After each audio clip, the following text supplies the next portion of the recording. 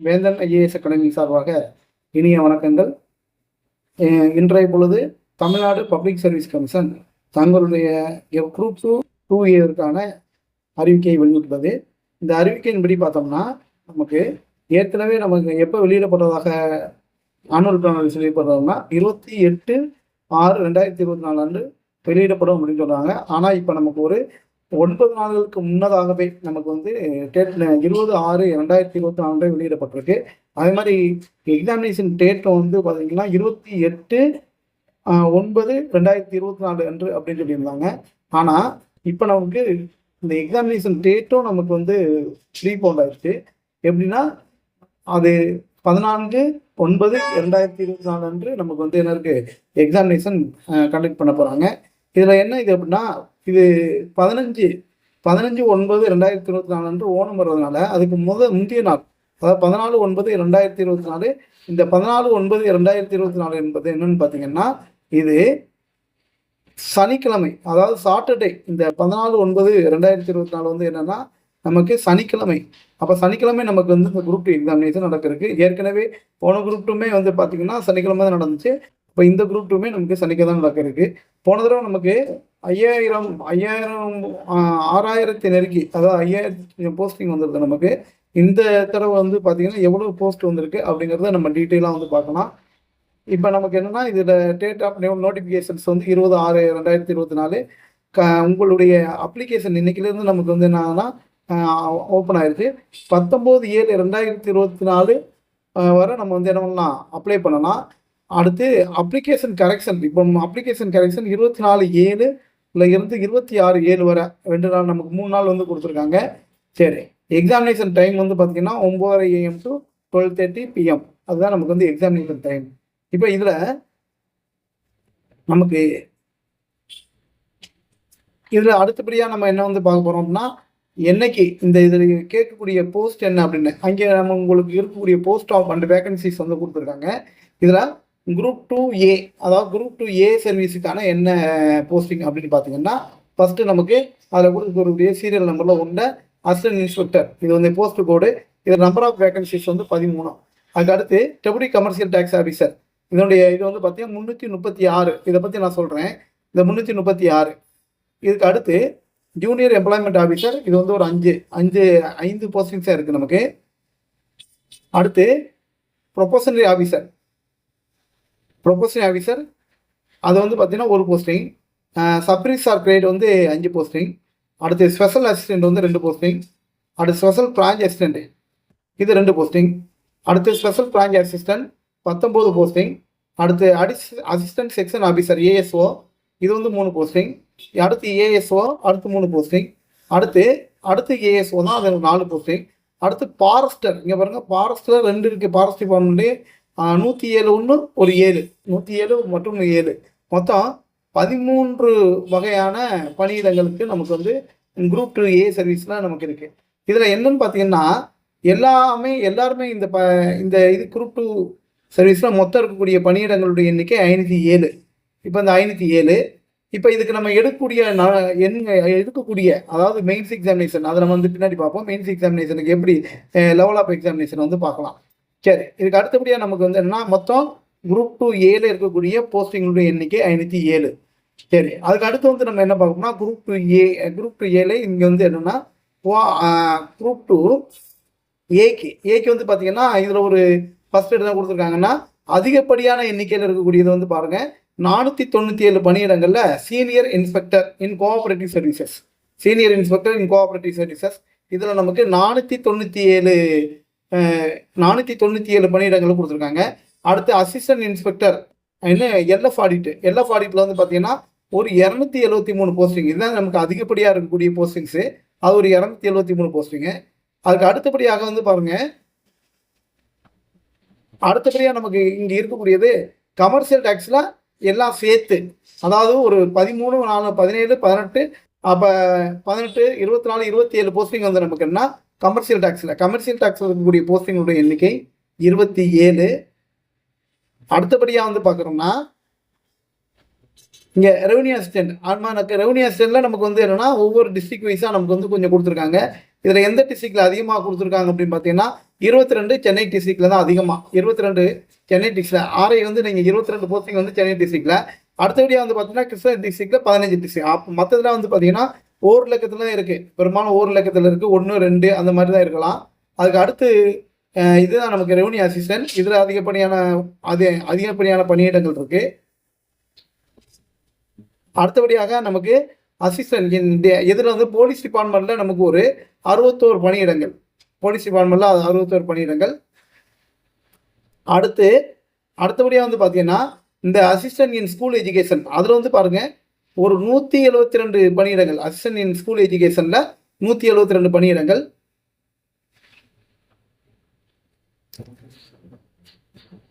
அடுத்து assistant in social welfare women டெவலப்மெண்ட்டில் அதில் ஒரு வந்து பார்த்தீங்கன்னா ஒரு 68 பணியிடங்கள்.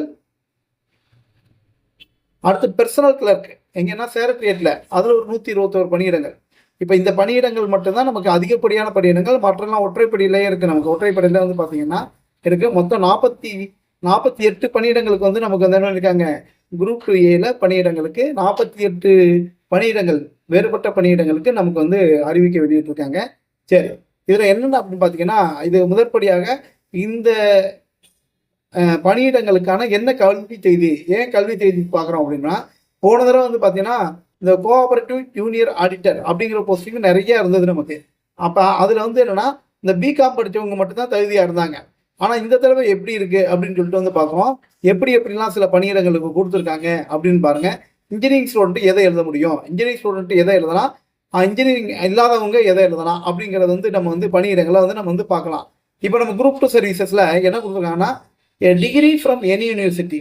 அப்போ டிகிரி ஃப்ரம் அதாவது பாருங்கள் அசிஸ்டன்ட் இன்ஸ்பெக்டர் லேபர் டிபார்ட்மெண்ட்டில் நமக்கு ஒரு ஃபஸ்ட்டு இருக்கக்கூடியது லேபர் டிபார்ட்மெண்ட்டில் ஒரு 13 பணியிடங்களுக்கு என்ன கொடுத்துருக்காங்கன்னா டிகிரி ஃப்ரம் எனி யூனிவர்சிட்டி. அதாவது எந்த பல்கலைக்கழகத்தில் இருந்தாலும் ஒரு பட்டம் பெற்றிருக்கலாம். அப்போ நீங்கள் எந்த பல்கலைக்கழகம், நீங்கள் அப்போ ஆர்ட்ஸ் டிகிரியாக இருக்கட்டும், சயின்ஸ் டிகிரியாக இருக்கட்டும், அல்லது இன்ஜினியரிங் டிகிரியாக இருக்கட்டும், இந்த இதுக்கு எலிஜிபிள். அப்போ இந்த எனி டிகிரி ஃப்ரம் எனி யூனிவர்சிட்டின்னு பார்த்தீங்கன்னா அது பிஏவாக இருக்கலாம், பிகாமாக இருக்கலாம், பிஎஸ்சியாக இருக்கலாம், அல்லது பிஇயாக இருக்கலாம், அல்லது ஹையர் இது இருக்கலாம். இது வந்து டிகிரியில் நான் சொல்லியிருக்கேன். அடுத்து வந்து பார்த்தீங்கன்னா இந்த deputy commercial tax officers very important. Deputy commercial tax இதில் வந்து பாருங்கள் நமக்கு நார்மலாக 336 பணியிடங்கள். நார்மலாக 336 பணியிடங்கள். இதில் இன்னொரு ஒரு பெரிய டிஸ்அட்வான்டேஜ் இருக்குது. என்னன்னு நான் சொல்லிடுறேன். அதாவது இதில் வந்து பார்த்தீங்கன்னா degree of BA, BSc or BCom. அப்போ நீங்கள் யார் எழுத முடியாதுன்னா இதில் இன்ஜினியரிங் கிராஜுவேட்ஸ் பிஇ படித்தவங்க இதுலேருந்து எழுத முடியாது. இதில் பிஇ படித்தவங்க எழுதலாம், இதில் பிஇ படித்தவங்க எழுத முடியாது. அவங்க இன்ஜினியரிங் கிராஜுவேட், அப்போ அதை வந்து எழுத முடியாது. சரி, இதில் இன்னொரு என்ன இருக்குது அப்படின்னா இது குரூப் 1க்கு இருக்கக்கூடிய வயது வந்து பார்த்தீங்கன்னா குரூப் 1க்கு இருக்கக்கூடிய வயது. அப்போ மேக்சிமம் ஏஜ் லிமிட் வந்து பார்த்தீங்கன்னா 37 தான். யாருக்கு? இந்த டெபுட்டி கமர்ஷியல் டேக்ஸ் ஆஃபீஸர். இன்னமும் நீங்கள் வந்து பார்த்தீங்கன்னா இதுக்கு நான் ஏன் முக்கியமாக சொல்கிறேன்னா இதில் பணியிடங்கள் அதிகமாக இருக்கிறதுனால நீங்கள் 37 வயதுக்கு மேற்பட்டவர்கள் இந்த பணியிடங்களை எடுக்க முடியாது. 336 பணியிடங்களை எடுக்க முடியாது. இப்போ நீங்கள் சாதாரணமாக போன குரூப் 2ல் வந்து பார்த்துருப்பீங்க 148 இங்கிலீஷ் மீடியத்துக்கு கிடைச்சிருக்க வாய்ப்பு கிடையாது. இங்கிலீஷ் மீடியத்துக்கு 148 மதிப்பெண்கள் பெற்றவர்களுக்கு 300க்கு 148 மதிப்பெண் பெற்றவர்களுக்கு கிடையாது. அப்போ அது காரணம் என்ன? அப்போ பிஇ படித்தவங்க எது வரை தான் எடுக்க முடியும் 148. ஆனால் நீங்கள் தமிழ் மீடியமோ வேற ஒரு டிகிரி வந்தால் இன்னும் கீழே, அதாவது பிகாம்லாம் இருந்தாங்கன்னா ஒரு 122க்குலாம் வந்து நமக்கு என்ன கிடைச்சிருக்கு, நமக்கு போன தடவை குரூப் 2ல போஸ்டிங் கிடைச்சிருக்கு. அப்போ அதுக்கு தான் இது வந்து வேரியஸ் டிகிரி இது வந்து ரொம்ப முக்கியமான காரணமாக இருக்குது. அதுக்கு அடுத்தபடியாக நமக்கு ஜூனியர் எம்ப்ளாய்மெண்ட் ஆஃபீஸர் இதில் வந்து பார்த்தீங்கன்னா மொத்தம் 5 போஸ்ட் தான் நமக்கு இருக்குது. இதுக்கு degree in arts science or commerce. அப்போ வந்து பாருங்கள் degree in arts science or commerce. அப்போ வந்து பாருங்கள் இது கவனிங்க. அப்போ இதில் பர்டிகுலராக காமர்ஸை நமக்கு தனியாக கொடுத்துருக்காங்க பர்டிகுலராக. அப்போ இங்கே வந்து பார்ப்போம் அடுத்த போஸ்டிங்கில் வந்து பார்த்தீங்கன்னா சில்ட்ரன் இது வந்து பார்த்தீங்கன்னா degree in arts or science தான் கொடுத்துருக்காங்க. இங்கே வந்து காமர்ஸை பர்டிகுலராக கொடுத்துருக்காங்க. அப்போ காமர்ஸ் வந்து படித்தவங்களும் இதில் வந்து போகலாம். இதில் இன்ஜினியரிங் படித்தவங்க என்ன பண்ண முடியாது, போக முடியாது. சரி, அடுத்தபடியாக வந்து என்ன சொல்லியிருக்கோம்னா சப்ரிசார் போஸ்ட் வந்து பார்த்தீங்கன்னா டிகிரி ஃப்ரம் எனி யூனிவர்சிட்டி. இதுக்கு வந்து யார் எலிஜிபிள்? அப்போ பிஇ படித்தவங்க இதுக்கு வந்து எலிஜிபிள். அப்போ டிகிரி ஃப்ரம் எனி யூனிவர்சிட்டினா அதுக்கு பிஇ படித்தவங்க எலிஜிபிள். அடுத்து இந்த 7வது போஸ்டிங் ஸ்பெஷல் பிரான்ச் அசிஸ்டன்ட். இதில் வந்து பார்த்தீங்கன்னா டிகிரி இருக்கலாம், ப்ளஸ் டைப்ரைட்டிங் அண்ட் ஷார்ட்ஹேண்ட், அதாவது 7வது யூனிட்டுக்கும் 8வது இதுக்கு டைப்ரைட்டிங் அண்ட் ஷார்ட்ஹேண்ட் கண்டிப்பாக இருக்கணும். அது ஒரு நீங்கள் ஒரு 21 போஸ்டிங்க்கு நீங்கள் டைப்ரைட்டிங் அண்ட் ஷார்ட்ஹேண்ட் இருந்தால் நீங்கள் போகிறதுக்கு வந்து எலிஜிபிள். அடுத்து ஒரு 3 போஸ்ட்டு லா படிச்சிருந்தா, பிஎல் படிச்சிருந்தா நமக்கு அடுத்து பிஜிஎல் அவங்க படித்தா ஒரு 3 போஸ்டிங்கு, இதுக்கு மட்டும்தான் இவங்க எடுக்க முடியும். அடுத்து வந்து பார்த்தீங்கன்னா 11 assistant section officer cum programmer. Programme வந்து பார்த்தீங்கன்னா ஒரு 4 போஸ்டிங்க்கு யார் மட்டும்தான் போக முடியும் அப்படின்னா MCA R MSc ID, master degree in computer application R MSc ID படித்தவங்க தான் இதில் என்ன பண்ண முடியும், இந்த 11வது போஸ்டிங்க்கு நம்ம வந்து போக முடியும். அடுத்து 12வது போஸ்டிங், இதில் வந்து பார்த்தீங்கன்னா A degree R in science. இங்கே பாருங்கள் ஃபாரஸ்டரில் ரொம்ப முக்கியமானது. இதில் யார் போக முடியாதுன்னா இந்த ஆர்ட்ஸ் படித்தவங்க போக முடியாது, காமர்ஸ் படித்தவங்க போக முடியாது. ஃபாரஸ்ட்டுக்கு ஒரு 107 போஸ்டிங்கு யார் மட்டும்தான் போகலாம், இன்ஜினியரிங் அண்ட் சயின்ஸ் டிகிரி. அது கீழே நான் இங்கே டீட்டெயிலாக கொடுத்துருக்காங்க. நீங்கள் ஃபிசிக்ஸ்க்கு படிச்சிருக்கீங்களா, கெமிஸ்ட்ரி படிச்சிருக்கீங்களா, பாட்னி படிச்சிருக்கீங்களா, சுவாலஜி படிச்சிருக்கீங்களா, இன்ஜினியரிங்கில் என்னென்ன ஸ்பெசிஃபிகேஷன் படிச்சிங்களோ அவங்க மட்டும்தான் இந்த ஃபாரஸ்ட்டுக்கு எலிஜிபிள். அப்போ இதுக்கு யார் எலிஜிபிள் இல்லை, இந்த ஃபாரஸ்ட் டிபார்ட்மெண்ட்டுக்கு யார் எலிஜிபிள் இல்லைன்னா degree in arts and commerce வந்து நாட் எலிஜிபிள். அப்போ இது வந்து ஆர்ட்ஸ்னால் பிஏல வந்து நமக்கு பிஏல வந்து எலிஜிபிள் இல்லை, பிகாம் காமர்ஸ் எலிஜிபிள் இல்லை. அப்போ சயின்ஸ்னால் பிஎஸ்சி, அப்போ பிஇனா இன்ஜினியரிங், இவங்க 2 பேரும் தான் எலிஜிபிள். இவங்க என்ன கிடையாது, இப்போ நமக்கு பிஏ அண்டு பிகாம் வந்து எலிஜிபிள் கிடையாது. இதுதான். அப்போ மொத்தம் நமக்கு 57 பணியிடங்கள். இது எப்படி எடுப்பாங்க மெயின்ஸுக்கு, அப்போ 1:10 ரேஷியோ, 1:10 ரேஷியோ. அப்போ 1:10 ரேஷியோனா மொத்தம் 5070னா அதாவது 5100ல இருந்து 5100 பணியிடங்கள் நமக்கு வந்து என்னென்னா குரூப் 2 மெயின்ஸுக்கு எடுக்கக்கூடிய நபர்களுடைய எண்ணிக்கை. சரி, அடுத்தபடியாக நம்ம வந்து பார்த்தோம் உங்களுக்கு எஜுகேஷன் குவாலிஃபிகேஷன் சொல்லியிருக்கேன். அப்போ எஜுகேஷன் குவாலிஃபிகேஷன் ரொம்ப முக்கியம். இப்போ அதே மாதிரி இங்கே நான் கொடுத்துருக்கேன் உங்களுக்கு. இப்போ 1வது போஸ்டிங் இருக்குது, degree from the any university with typewriting. அதாவது வந்து பாருங்கள் personal assistant to chairman and managing director. இதுக்கு வந்து degree from the any university with typewriting. அப்போ இதில் வந்து பாருங்கள் ஒரு வேக்கன்சி தான் இருக்குது. அடுத்து சீனியர் இன்ஸ்பெக்டர், இந்த senior inspector degree from the any university. இந்த எனி யூனிவர்சிட்டின்னு சொல்லிட்டேன்னா யாரெல்லாம் எலிஜிபிள்னு சொல்லியிருக்கேன், இந்த எனி யூனிவர்சிட்டின்னு சொன்னாவே உங்களுக்கு எலிஜிபிள் வந்து பாருங்கள், ஒன்று பிஏ படிச்சிருக்கலாம்,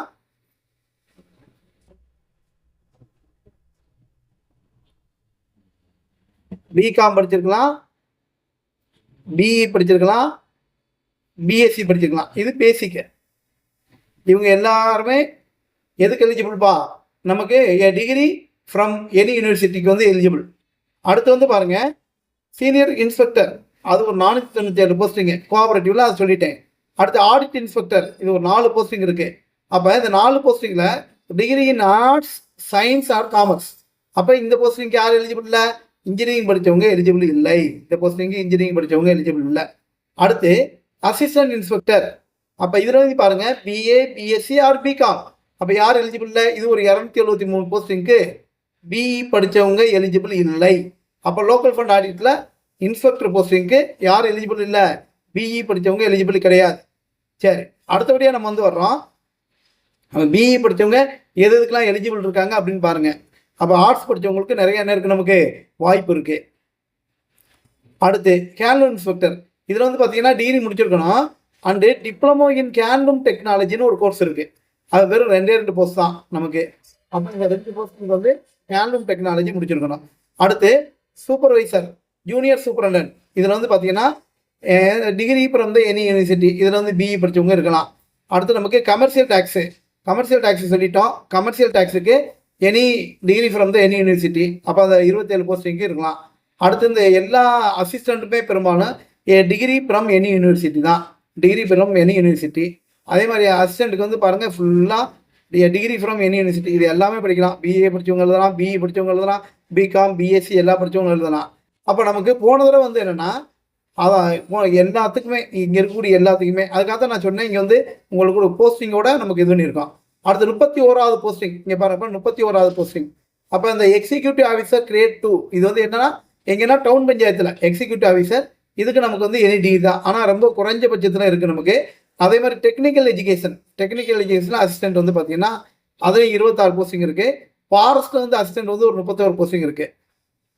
சரி, இது போக நமக்கு ஜூனியர் கோஆபரேட்டிவ் ஆடிட்டர் இந்த தடவை நிறைய போஸ்டிங்ஸ் வந்து நமக்கு அங்கே இருந்தது. ஜூனியர் கோஆபரேட்டிவ் ஆடிட்டர் தான். ஆனால் இதில் வந்து எவ்வளோ வெறும் 8 போஸ்டிங்க. இந்த போஸ்டிங் யாரெல்லாம் தகுதினா BBA, BCom, BA economics and BA cooperative சேர்ட்டிஷிப் இவங்கெல்லாம் அதுக்கு வந்து எலிஜிபிள். இந்த இந்த இந்த எக்ஸாமுக்கு எலிஜிபிள், இவங்கெல்லாம் எலிஜிபிள். அடுத்தபடியாக நமக்கு அதிகமாக இருக்கக்கூடியது வந்து பாருங்கள், டிகிரி ஃப்ரம் இங்கே பாருங்கப்பா எனி யூனிவர்சிட்டி, அதாவது என்ன சொல்லியிருக்காங்க அசிஸ்டன்ட் சோசியல், அது ஒரு 68 போஸ்ட்டு. அடுத்து செக்ரட்டரியேட்டில் இருக்குது நமக்கு என்ன இருக்குது, அது ஒரு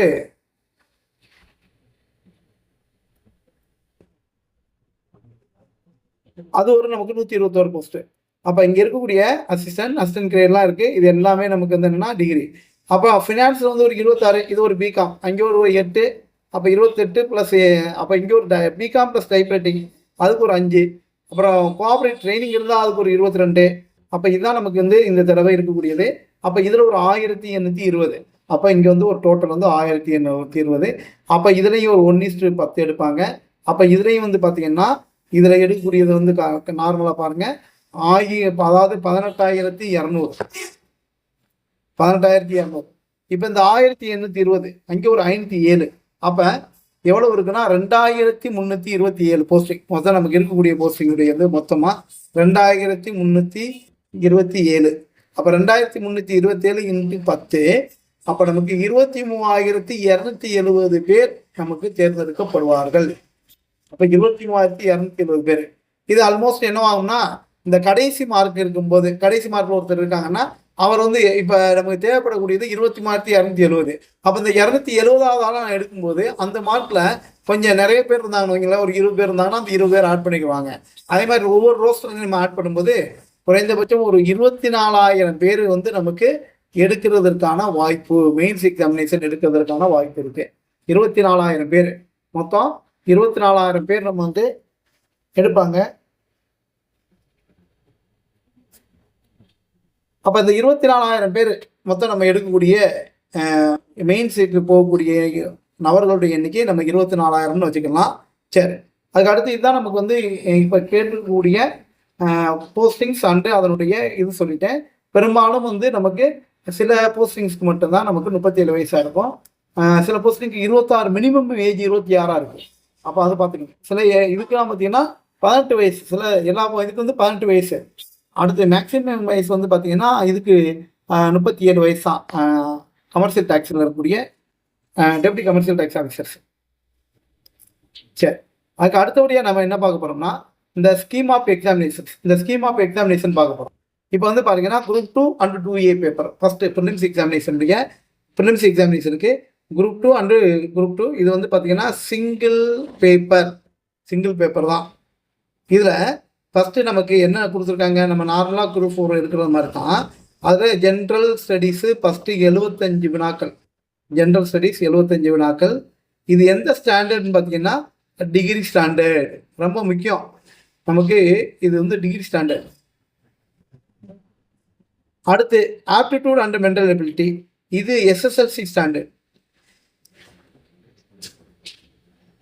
அடுத்து வந்து பார்த்தீங்கன்னா language, general Tamil or general English, இது என்ன சொல்லியிருக்காங்க நமக்கு SSLC ஸ்டாண்டர்ட் தான். அப்போ இதில் வந்து நமக்கு 100 கொஸ்டின், இதில் 25 கொஸ்டின், இதில் 75 கொஸ்டின் இருக்குது. அப்போ நார்மலாக இது OMR சிஸ்டம் பாருங்கள், OMR system optical mark reconnaissance சொல்லியிருக்காங்களா, OMR மூலமாக இந்த எக்ஸாமினேஷன் நடக்கும் அப்படின்னு சொல்லியிருக்காங்க. அப்ஜெக்டிவ் டைப்பு OMR மூலமாக நடக்கக்கூடிய தேர்வுகள். இது நமக்கு நடக்கக்கூடியது நம்ம சொல்லிட்டோம் 14/9/2024 சனிக்கிழமை. நான் ஏன் திருப்பி சொல்கிறேன்னா, சில பேர் ஞாயிற்றுக்கிழமை நினச்சிக்கிட்டே இருந்துருவாங்க. என்ன தேர்வு? சனிக்கிழமை நடக்கக்கூடிய தேர்வு. அடுத்தபட்சாக மெயின்ஸ் எக்ஸாமினேஷன் பாருங்கள், குரூப் 2 சர்வீசஸ். இந்த குரூப் 2 சர்வீசஸ்க்கு நம்ம ஏற்கனவே சொல்லிட்டோம் 507 பேர்னா 5070 பேர் எடுப்பாங்க. நமக்கு எடுக்கக்கூடிய 507 பேருக்கு எத்தனை பேர் எடுப்பாங்க? 5070 பேர் எடுப்பாங்க. இந்த 5070 பேர் இந்த தேர்வை எழுத தகுதியானவர்கள். நல்லா கவனிங்க இந்த தேர்வு. அப்போ இந்த தேர்வில் என்ன இருக்குது அப்படின்னு சொல்லி பார்த்தீங்கன்னா பேப்பர் 1 அண்டு பேப்பர் 2. அந்த பேப்பர் 1ங்கிறது என்னன்னா தமிழ் எலிஜிபிலிட்டி டெஸ்ட். இப்போ இந்த தமிழ் எலிஜிபிலிட்டி டெஸ்ட் எதுக்காக வைக்கிறாங்க யோசிங்க. அப்போ ஒரு தமிழே தெரியாதவர் வந்து தமிழ் எலிஜிபிலிட்டி டெஸ்ட் எழுதினா இந்த தேர்வை பாஸ் பண்ண முடியும். எப்படி? அங்கே வந்து பாருங்கள், இங்கிலீஷில் கேட்கக்கூடிய கொஸ்டினுக்கு ஜென்ரல் இங்கிலீஷ் இருக்குது. அதனால் ஒரு தமிழே தெரியாதவர் என்ன பண்ண முடியும்? நம்ம இந்த இதில் எழுதனா. ஆனால் தமிழ் தெரிஞ்சவங்க தான் இந்த நம்ம தமிழ்நாட்டுக்கு வரணுங்கிறதுக்காகவே நமக்கு தமிழ் எலிஜிபிலிட்டி வச்சுருக்காங்க. இதை நமக்கு 100 மார்க்கு, நீங்கள் 40 மார்க் எடுத்தால் போதும். ரொம்ப ஒன்றும் கஷ்டம் கிடையாது. ஆனால் போன தடவை நிறைய பேர் என்ன இருக்காங்க, இதுலேயும் இதாக இருக்காங்க. அப்போ நான் இதுக்கு வந்து ப்ராக்டிஸ் வேணும். டிஸ்கிரிப்ட் டைப்பு ஒரு 5 டெஸ்ட் எழுதி பார்த்தா போதும். நமக்கு 5 டெஸ்ட் எழுதினாவே நீங்கள் வந்து போதும். இது வந்து டிஸ்கிரிப்டிவ் டைப். அடுத்து பேப்பர் 2 ஜென்ரல் ஸ்டடீஸ். இது வந்து டிகிரி ஸ்டாண்டர்டு. இது 300 மார்க்கு. இதில் நமக்கு சிலபஸ்லேயே கொடுத்துட்டாங்க. நமக்கு மொத்தம் இருக்கக்கூடிய 7 யூனிட் கொடுத்துருக்காங்க. இந்த 7 யூனிட்லேருந்து ஒவ்வொரு யூனிட்டில் மொத்தம் யூனிட் வந்து 300 மார்க்கு. ஒவ்வொரு யூனிட்லேருந்து எவ்வளோ கொஸ்டின் கேட்க போகிறோம், எவ்வளோ மார்க் கொஸ்டின் கேட்க போகிறோம் அப்படின்னு சொல்லிட்டு நமக்கு சிலபஸில் வந்து கொடுத்துருக்காங்க. இதுக்கு நீங்கள் மினிமம் நீங்கள் வந்து 90 மார்க் எடுத்தால் தான் நீங்கள் எலிஜிபிள். 90 மார்க் எடுத்தால் தான் நமக்கு எலிஜிபிள். டிஆர்பியில் கூட பார்த்துருப்பீங்க. டிஆர்பியில் ஒரு வருஷம் டீச்சர் ரெக்ரூட்மெண்ட் போடல, அவங்க நிர்ணயித்த இந்த 75% மார்க் எடுக்க முடியலை. எது? பிஜிடிஆர்பியில். அப்போ என்ன பண்ணாங்க, எத்தனை பேர்லாம் 75% மார்க் எடுத்தாலும் அதோடு நிப்பாட்டிட்டாங்க. மீதி வேகன்சியாக வச்சுட்டாங்க. அப்போ அது மாதிரி என்னென்னா இங்கே வச்சுட்டாங்க. அது மாதிரி இங்கேயும் நீங்கள் 90 மார்க் எடுத்தால் தான் உங்களுக்கு என்ன இருக்கும், நீங்கள் போக முடியும். அப்போ 90 மார்க்கு நீங்கள் 300 மார்க் எழுதணும். Return examination. இந்த ரிட்டன் எக்ஸாமினேஷன் வச்சு இந்த 5070 பேரில் கவனிங்க, 5070 பேரில் மொத்தம் நமக்கு எத்தனை பேரை செலக்ட் பண்ணுறாங்க? இந்த தடவை இன்டர்வியூ கிடையாது. அதனால் முதல்ல ஒரு 507 பேரை கூப்பிடுவாங்க. 507க்கு பதிலாக ஒரு 600 கூட கூப்பிடுவாங்க. அப்போ அதில் இன்டர்வியூ இல்லை. இந்த தடவை குரூப் 2 மெயின் சர்வீஸுக்கு எது கிடையாது, நமக்கு நோ இன்டர்வியூ கிடையாது. அடுத்தபடியாக நமக்கு என்ன பார்க்க போகிறோம்னா குரூப் 2A சர்வீஸு. இதில் ஒரு 42 பணியிடங்கள், 42 வகையான பணியிடங்கள் சொன்னோம் நமக்கு. இதில் அந்த 42 வகையான பணியிடங்களுக்கு நீங்கள் என்ன பண்ண போகிறீங்க, தமிழ் எலிஜிபிலிட்டி டெஸ்ட் இருக்கா, அதுக்கும் சேம் தான். எனக்கு என்னென்னா 2 ஒன்றா வச்சுருவாங்க. எதுக்கு? இந்த தமிழ் எலிஜிபிலிட்டியை நீங்கள் அங்கே இருக்கக்கூடிய அந்த 5070 பேர், இங்கே இருக்கக்கூடிய அந்த 18,000 பேர், அந்த 24,000 பேர் சொன்னோமா, அப்ராக்சிமேஷனாக ஒரு 24,000 பேர். இந்த 24,000 பேருக்குமே என்ன வச்சுருவாங்க, இந்த எலிஜிபிலிட்டி பேப்பரை சேமாக வச்சுருவாங்க. ஏன்னா ரெண்டுமே டிஸ்கிரிப்ட் தான். அங்கே இருக்கக்கூடியது இங்கே இருக்கக்கூடியது டிஸ்கிரிப்ட் தான். சரி, இந்த வருஷம் இங்கே ஒரு இதில் தான் ஒரு ட்விஸ்ட் வைக்கிறாங்க. போன வருஷம் அதே தான் நடந்துச்சு. இந்த வருஷம் இந்த குரூப் 2A தான் ஒரு ட்விஸ்ட் வச்சுருக்காங்க. என்ன வச்சுருக்காங்கன்னா, அதாவது பேப்பர் 2 வந்து நமக்கு பேப்பர் 2. இந்த பேப்பர் 2ல் ஃபஸ்ட்டு எத்தனை 3 பார்ட்டாக பிரிச்சுட்டாங்க. ஃபஸ்ட்டு பார்ட் என்னென்னா டிகிரி ஸ்டாண்டர்டில் இருக்கக்கூடிய ஜென்ரல் ஸ்டடீஸ். இதில் மொத்தம் 5 யூனிட் கொடுத்துருக்காங்க. மொத்தம் 5 யூனிட்டு. இந்த 5 யூனிட்லேருந்து 100 மார்க்கு. இது எல்லாமே அப்ஜெக்டிவ் டைப் தான். நல்லா பாருங்கள், இது வந்து அப்ஜெக்டிவ் டைப் தான். அதே மாதிரி ஜென்ரல் இன்டெலிஜென்ஸ், இது வந்து பார்த்தீங்கன்னா அண்ட் ரீசனிங். இதில் வந்து ஒரு 27 ஹெட்டிங் கொடுத்துருக்காங்க. இந்த 27 ஹெட்டிங்கில் 40 கொஸ்டின் கொடுப்பாங்க. இதுங்க அப்ஜெக்டிவ் தான். அதுக்கு அடுத்து language, general Tamil or general English. இதில் வந்து பார்த்தீங்கன்னா ஒரு 60 வினாக்கள் கொடுத்துருக்காங்க. இதுங்க அப்ஜெக்டிவ் தான். அப்போ இதில் வந்து என்னென்னா நமக்கு இதுலையும் இங்கே நான் போனதில் சொன்ன மாதிரி 90 மார்க் எடுக்கணும். 300 மார்க் என்ன எடுக்கணும் நமக்கு? 90. இது டோட்டலுங்கிறது number of questions. Number of என்ன சொல்லியிருக்காங்க நமக்கு? கொஸ்டின். நல்லா பார்த்தீங்கன்னா கொஸ்டின். ஆனால் 90 மார்க் நமக்கு வந்து எடுக்கணும். இதில் என்னன்னு பார்த்தீங்கன்னா 90 மார்க்கு இது OMR கிடையாது, கம்ப்யூட்டர் பேஸ்டு டெஸ்ட், CPT. அப்போ நமக்கு எல்லாத்தையும் ஒரே நாளில் எழுதி முடிச்சுடுவாங்க. ரிசல்ட் வேகமாக வந்துடும். நமக்கு ரிசல்ட் என்ன வந்துடுவாங்க, வேகமாக வர்றதுக்கு நிறைய வாய்ப்புகள் இருக்குது. சரி, இப்போ போன வருஷம் எடுத்தது வந்து 58,000 பேர். போன வருஷத்துக்கு இந்த வருஷத்துக்கு நமக்கு வந்து கால்குலேட் பண்ண போகிறோம். போன வருஷத்துக்கு இந்த வருஷத்துக்கு நம்ம வந்து கால்குலேட் பண்ணலாம். போன வருஷம் நமக்கு எடுக்கக்கூடிய எண்ணிக்கை வந்து பார்த்திங்க, போன வருஷம் நமக்கு எடுக்கக்கூடிய குரூப் 2ல் எடுக்கக்கூடிய எண்ணிக்கை வந்து பார்த்திங்கன்னா 58,000 பேர் எடுத்திருந்தாங்க. 58,000 பேர். இந்த வருஷம் நமக்கு எடுக்கக்கூடியது 24,000 பேர். அப்போ 24,000 பேர் எடுப்பாங்க. போன வருஷத்தை நம்ம வந்து சொல்லலாம். போன வருஷத்தில் வந்து நமக்கு நார்மலாக ஒரு ஜென்ரலாக இருந்தாங்கன்னா, பிசி ஜென்ரல் அப்படி இருந்தாங்கன்னா, பிசி ஜென்ரலாக இருந்தாங்கன்னா ஒரு 145 கொஸ்டின்ஸ் எடுத்தால் போயிட்டாங்க. அதே மாதிரி எம்பிசி ஜென்ரலாக இருந்தால் ஒரு 140 கொஸ்டின் போயிட்டாங்க. அதே மாதிரி எம்பிசி, பிசிஎஸ்சி, எம்பிசி இவங்கெல்லாம் வந்து பார்த்திங்கன்னா மோர் தென் 135 எடுத்தாங்கன்னா, தமிழ் மீடியமாக ஸ்பெஷல் ரிசர்வேஷன்லாம் நமக்கு உள்ளே போயிட்டாங்க போன வருஷம். அப்போ மினிமம் கட் ஆஃப் போன வருஷம் 135,000 எப்போ இருக்கும்போது 58,000 போஸ்டிங் இருக்கும்போது 58,000 பேரை நம்ம வந்து கூப்பிடும்போது மினிமம் இருக்கக்கூடியது 58,000 பேரில் 135 எடுத்தால் நமக்கு வந்து போகிறது மாதிரி இருந்தது. யாருக்கும் நமக்கு அக்யூரஸியாக தெரியல. அப்போ இப்போ நமக்கு என்ன கொடுத்துருக்காங்கன்னா 24,000 போஸ்ட்டு, 58,000 போஸ்டிங் இருக்குது, 24,000 போஸ்டிங் இருக்குது. அப்போ இதுக்கு இதில் பாதி தான் இருக்குது. அப்போ இந்த கட் ஆஃப் வந்து ரைஸ் ஆகலாம். கட் ஆஃப் ரைஸ் ஆகலாம்னா இப்போ நமக்கு என்னென்னா கட் ஆஃப் எப்படி சார் ரைஸ் ஆகும்? எப்படின்னா இந்த கொஸ்டின்ஸுடைய ஸ்டாண்டர்டை பார்த்து இப்போ போன குரூப் 4க்கு இந்த குரூப் 4க்கு வந்து பார்த்தீங்கன்னா வெளியே வந்தவங்க எல்லாத்தையும் என்ன சொன்னாங்க, ஸ்டூடெண்ட்டுடைய வெளியே வந்தக்கூடிய ஸ்டூடெண்ட்ஸுடைய மனநிலை இப்போ இருந்ததுன்னா வினாக்கள் வந்து எளிமையாக இருந்துச்சு அப்படின்னு சொன்னாங்க. ஆனால் அடுத்தடுத்து ஆன்சர் பார்க்க பார்க்க அவங்களுக்கு இந்த நம்பர் ஆஃப் கொஸ்டின்ஸ் வந்து டிக்ரீஸ் ஆகிட்டே இருந்துச்சு. அப்போ போன தடவை காட்டும் இந்த தடவை வந்து கட் ஆஃப் இதுக்கு என்ன சொல்லுவோம், குரூப் 4க்கு குறையலாம். போன தடவை காட்டும் இந்த தடவை குரூப் 4க்கு என்ன ஆகும், குறையும். அப்போ அதே மாதிரி இந்த கொஸ்டின்ஸுடைய தரத்தை பார்த்து நமக்கு என்ன இருக்கும், இந்த கட் ஆஃப் கூடுதா குறையுதா அப்படின்னு பார்க்கலாம். கட் ஆஃப் கூடலாம் அல்லது கட் ஆஃப் இந்த கட் ஆஃப் ஏன்னா 24,000 பேர் இங்கே 58,000 பேர். அப்போ இந்த 24,000க்கு 58,000 என்ன இருக்குது, டபுளாக இருக்குது. அப்போ இந்த கட் ஆஃப் நீங்கள் அப்போ மினிமம் நம்ம வந்து பார்த்தீங்கன்னா ஒரு ஆள் வந்து 150 கொஸ்டின் போட்டால் எத்தனை கொஸ்டினுக்கு, 200 கொஸ்டினுக்கு 150 கொஸ்டின் போட்டால் உங்களால் என்ன பண்ணிட முடியும், மெயின்ஸுக்கு போக முடியும். அப்போ போன தடவைக்கு இந்த தடவை என்ன அட்வான்டேஜ், ஒவ்வொரு தடவைக்கும் நமக்கு அட்வான்டேஜ் இருக்குது, டிஸ்அட்வான்டேஜ் இருக்குது. இப்போ அட்வான்டேஜ் என்ன அப்படின்னா போன தடவை நமக்கு ரிட்டன் எக்ஸாமினேஷனில் வந்து பார்த்தீங்கன்னா இங்கிலீஷில் எழுதுனவங்களுக்கு அதிகமான மதிப்பெண் போட்டிருக்காங்க, தமிழில் எழுதுனவங்களுக்கு குறைந்த மதிப்பெண் போட்டிருக்காங்க. அப்போ தமிழ் மீடியத்தில் இருக்கிறவங்களுக்கு போன குரூப் 2 மெயின்ஸ் பிரகாரம் நிறைய வெற்றி வாய்ப்புகள் நிறையா நமக்கு வந்து குறைஞ்சிருச்சு. இந்த தடவை நமக்கு அந்த இருக்கக்கூடிய 57 போஸ்டிங் வேணும்னா அந்த மாதிரி இருக்கலாம். இங்கிலீஷ் எழுதுறதுக்கு கூட மார்க் கொடுக்கலாம், தமிழ் எழுதுக்கு குறைச்ச மார்க் கொடுக்கலாம்.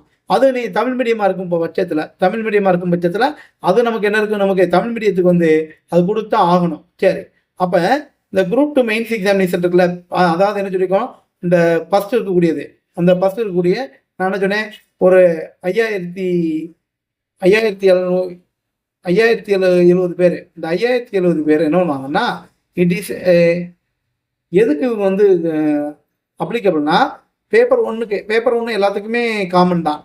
அதாவது இவங்க டிஸ்கிரிப்டிவ் டைப் எழுதலாம், அப்ஜெக்டிவ் டைப் எழுதலாம். அப்ஜெக்டிவ் டைப் எழுதலாம். அடுத்து இந்த குரூப் 2ஏல எழுதுறவங்களுக்கு என்னென்னா ஒன்லி என்ன இருக்குன்னா இந்த பேப்பர் 2 வந்து பார்த்தீங்கன்னா அப்ஜெக்டிவ் டைப்பு.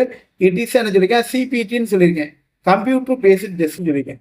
இதில் இன்னொரு அட்வான்டேஜ் இருக்குது, ஒவ்வொன்றும் அட்வான்டேஜ் இருக்குது. இன்னொரு இப்போ நம்ம கொஸ்டினை படித்து பார்த்துட்டே வந்துருந்துருப்போம். அங்கே போய் நம்ம வந்து கம்ப்யூட்டரில் படித்து பார்ப்போம். அப்போ என்ட்ரிலேயும் கொஞ்சம் என்ன இருக்கும், நமக்கு கொஞ்சம் மாறுதல் இருக்கும். அப்போ சிபிடியில் வந்து பார்த்தீங்கன்னா இன்னொரு அட்வான்டேஜ் இருக்குது. என்ன அட்வான்டேஜ் இருக்குது, இங்கே கொஸ்டினை நம்ம சேட் பண்ணிட்டோம்னா அதை மாற்ற முடியாது. நமக்கு என்ன இருக்கும், நமக்கு நெகட்டிவ் மார்க் கொடுத்துருவாங்க. அங்கே அப்படி கிடையாது.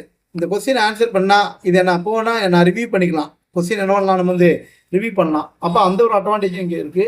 அப்போ அந்த அட்வான்டேஜ்லாம் பார்த்தீங்கன்னா நமக்கு இந்த குரூப் 2 இந்த தடவை தமிழ் மீடியத்துக்கும் இங்கிலீஷ் மீடியத்துக்கும் என்ன இருக்கும், நமக்கு ஒரு ஈக்குவல் இம்பார்ட்டன்ஸ் இருக்கும் குரூப் 2A சர்வீஸ் எழுதும்போது. அப்போ தமிழ் மீடியம் படிக்கிறவங்க கவலைப்படாமல் இதுக்கு வந்து ப்ரிப்பேர் பண்ணலாம். கவலைப்படாமல் நீங்கள் ப்ரிப்பேர் பண்ணும்போது கண்டிப்பாக உங்களால் ஜெயிக்க முடியும். ஜெயிச்சு நீங்கள் கண்டிப்பாக என்ன பண்ண முடியும், குரூப் 2 போஸ்டிங் வாங்க முடியும். எனக்கு தெரிஞ்சு குரூப் 4 இது சொல்லியிருக்காங்க. என்ன சொல்லியிருக்காங்க, ரிசல்ட் வந்து ஜனவரி போகலாம் அப்படின்னு சொல்லியிருக்காங்க. ஆனால் நீங்கள் வந்து பாருங்கள், குரூப் 2 வந்து நமக்கு இப்படி தான் அவங்க நோட்டிஃபிகேஷன்லேயே கொடுத்துருந்தாங்க. ஆனால் அதை காட்டு முன்னாடி வந்துருச்சு. அதே மாதிரி நமக்கு குரூப் 4 ரிசல்ட் கூட முன்னாடி வர்றதுக்கு வாய்ப்பு இருக்குது. இல்லை என்ன பண்ணலாம்னா குரூப் 2 ரிசல்ட் போட்டு ப்ரிலிம்ஸ் ரிசல்ட் போட்டு மெயின்ஸ் எழுத வைக்கலாம். மெயின்ஸ் எழுத வச்சுட்டு அந்த ரிசல்ட்டோட சேர்த்து என்ன பண்ணலாம்னா சைமல்டேனியஸாக குரூப் 4 ரிசல்ட் போடலாம். மேபி எனக்கு தெரியாது, சொல்லலை. இது வந்து வாய்ப்புகள், ப்ராபபிலிட்டி தான் சொல்லிட்டு இருக்கேன். இந்த மாதிரி நமக்கு வந்து இருக்கலாம். அந்த மாதிரி இருக்கும்போது என்னன்னா இப்போ நீங்கள் சாதாரணமாக இப்போ குரூப் 2ல் போனவங்க இல்லை நிறைய பேர் வந்து பார்த்தீங்கன்னா ஏற்கனவே குரூப் 4ல் வேலையில் இருக்கவங்க தான் போயிருக்காங்க. அப்போ அதுக்கும் ஒரு 6 மாதம் 8 மாதத்துக்குள்ள வேலையில் சேர்ந்தவங்க மறுபடியும் இப்போ என்ன எதுக்கு போயிட்டாங்க, அந்த வேலையை விட்டுட்டு குரூப் 2 போயிட்டாங்க. அப்போ இந்த விதமான பிரச்சனைகள்லாம் நீங்கிறதுக்காண்டி என்ன பண்ணலாம், குரூப் 4 குரூப் 2 ஒரே நேரத்தில் கூட நமக்கு வந்து கவுன்சிலிங் நடக்கிறதுக்கு வாய்ப்பு இருக்குது. முதல்ல குரூப் 2 முடிச்சுட்டு அடுத்து குரூப் 4 முடிச்சிருவாங்க. அடுத்து கம்ப்யூட்டர் பேஸ்ட் டெஸ்ட்னால ரொம்ப ஃபாஸ்ட்டாக திருப்பிடுவாங்க. போன தடவை மாதிரி வந்து என்ன இருக்காது, நமக்கு இருக்காது. இப்போ இருக்கக்கூடிய நமக்கு சேரிட்டி கூட ரொம்ப இன்வால்மெண்ட்டோடு நமக்கு என்ன பண்ணிட்டு இருக்காங்க, நிறைய ஒர்க் பண்ணிட்டு இருக்காங்க. அப்போ ஒரு எக்ஸாமினேஷன் வேகமாக வருதோ வரலையா அப்படின்னா டிஎன்பிசி குறை கிடையாது, அங்கே இருக்கக்கூடிய ஆட்கள் தான் குறை, டிஎன்பிசியில் இருக்கக்கூடிய ஆட்கள். அப்போ இப்போ இருக்கக்கூடிய சேரிட்டி மாதிரி நம்ம ஆட்கள் இருந்தாங்கன்னா கண்டிப்பாக நமக்கு எளிமையாக ஒரே ஒரு வருஷத்தில் இந்த குரூப் 2 ப்ராசஸ் முடிஞ்சு நம்ம என்ன பண்ண முடியும், நம்மளால் வேலைக்கு போக முடியும். போன தடவை குரூப் 2 ப்ராசஸ் முடிஞ்சு இன்னும் வேலைக்கு போகலை, இன்னைக்கு இப்போ தான் போயிருக்காங்கன்னு வச்சுக்கிறேங்க. அதுக்கு 2 வருடங்கள் ஆனது. ஆனால் இது எனக்கு என்னன்னா இந்த வருடம் ஒரே வருடத்தில் வந்து முடிஞ்சு அடுத்த வருஷம் ஜூலைக்குள்ளே நீங்கள் வந்து என்னன்னா அப்பாயின்மெண்ட் வாங்குறதுக்கு நிறைய வாய்ப்பு இருக்குது. அதனால் குரூப் 2வை கண்ணு கருத்துமாக படிங்க. ரொம்ப குறைந்த நாள்கள் தான் இருக்குது. மொத்தம் எத்தனை நாட்கள் இருக்குது நமக்கு? வெறும் குறைந்த நாட்கள் தான், 84 நாட்கள் தான் இருக்குது. இன்றே நீங்கள் வந்து படிக்க ஆரம்பிங்க. உங்களுடைய சந்தேகங்களுக்கு நமக்கு வந்து என்ன மட்டும் நம்மளுடைய வேந்தன் ஐஏஎஸ் அகாடமியுடைய நீங்கள் வெப்சைட் வந்து அடிக்கடி பார்த்துக்கிட்டுங்க. நான் வந்து உங்களுக்கு இந்த வெப்சைட்டில் வந்து பாருங்கள், ஷேர் பண்ணிக்கிறேங்க. அடுத்து வந்து சப்ஸ்கிரைப் பண்ணுங்கள். பண்ணிங்கன்னா கண்டிப்பாக உங்களால் என்ன பண்ண முடியும், நிறையா மதிப்பெண் எடுத்து ஈஸியாக நம்ம வந்து என்ன பண்ண முடியும், போக முடியும். போன வேந்தன் ஐஏஎஸ் அகாடமியில் நீங்கள் வந்து பார்த்தீங்கன்னா நார்மலாக நம்மகிட்ட பாஸ் ஆனவங்களே வந்து பாருங்கள் 800 பேர்கிட்ட ஃபிலிம்ஸ் வந்து கிளியர் பண்ணாங்க. இப்போ 800 பேர் கிளியர் பண்ணுறதுலாம் சாதாரண விஷயம் கிடையாது. ஆனால் நீங்கள் மெயின்ஸ் எக்ஸாமினேஷனுக்கும் நீங்கள் உட்காந்து இங்கே படிக்கணும். அப்போ அங்கே ஒரு தேடுதல் இருக்குது, இங்கே டெஸ்ட் எழுதிட்டு அங்கே ஒரு தேடுதல் இருக்குது. அப்படி போகக்கூடாது. உங்களுக்கு என்ன வேணுமோ அதை வந்து நாங்கள் வந்து பண்ணி கொடுக்க தயாராக இருக்கோம். நீங்கள் உங்களுடைய வெற்றி கனவை வேந்தன் ஐஏஎஸ் மூலமாக பெறுவதற்கு எனது வாழ்த்துக்கள்.